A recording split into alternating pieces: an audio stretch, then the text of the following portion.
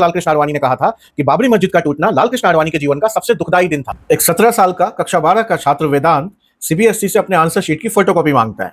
बदले में सीबीएसई उसे किसी और के आंसर शीट की फोटोकॉपी भेज देती है।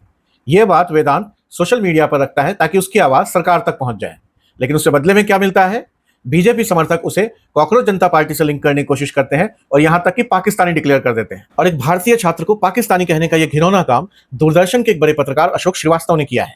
उनके हिसाब से इस छात्र की सोशल मीडिया पर लोकेशन साउथ एशिया बता रही थी और इस हिसाब से उन्होंने मान लिया कि यह छात्र पाकिस्तान का है। इस पत्रकार को कोई बताओ कि इंडिया भी एक साउथ एशियन कंट्री है। इसके बाद बीजेपी समर्थकों ने और आईटी सेल वालों ने इस छात्र को एंटी नेशनल कह के बदनाम करने की कोशिश की। यहां तक कि बीजेपी के एक बहुत बड़े समर्थक मिस्टर सिन्हा ने इस छात्र को कॉकरोच यानी कि तिलचट्टा भी कह दिया। असल में यह कोई नई बात नहीं है। बीजेपी समर्थक और आईटी सेल वाले हमेशा से ही नागरिकों को जो अपनी समस्या बताकर सरकार का विरोध करते हैं उनको anti nationalist, Pakistani, Soros funded, deep state agent और पता नहीं क्या क्या कह देते हैं। याद कीजिए 4 महीने पहले जब यूजीसी के नए नियमों का विरोध देश के छात्रों ने करना शुरू किया था तो बीजेपी समर्थकों ने उनके लिए कैसी भाषा का उपयोग किया था। कोई इसको टेररिस्ट से लिंक कर रहा था, कोई एंटी नेशनल कह रहा था। यूजीसी के नए नियमों के विरोध को लीड करने वाली और जनरल कैटेगरी के अधिकारों की बात करने वाली नेहा दास को न जाने कितने अपशब्दों को झेलना पड़ा। किसी ने उन्हें हिंदू द्रोही कहा तो किसी ने उन्हें एंटी नेशनलिस्ट कहा, किसी ने उन्हें पाकिस्तान से कनेक्टेड बताया तो किसी ने उन्हें नेहा खलीफा बोल दिया। और ये बीजेपी समर्थक सिर्फ यही नहीं रुकते, ये आपके परिवार पर भी अटैक करते हैं।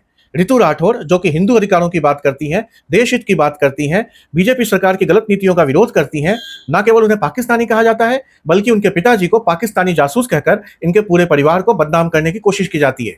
सोचिए किसी बेटी को यह कहा जाए कि उसके पिता पाकिस्तानी जासूस है, उसके ऊपर क्या बीतेगी। और यह बात कहने वाला बीजेपी के यूपी सोशल मीडिया का को कन्वीनर शशि कुमार है। वैसे देश के नागरिकों को पाकिस्तानी कहने वाले बीजेपी समर्थकों का लाल कृष्ण आडवाणी के बारे में क्या विचार है?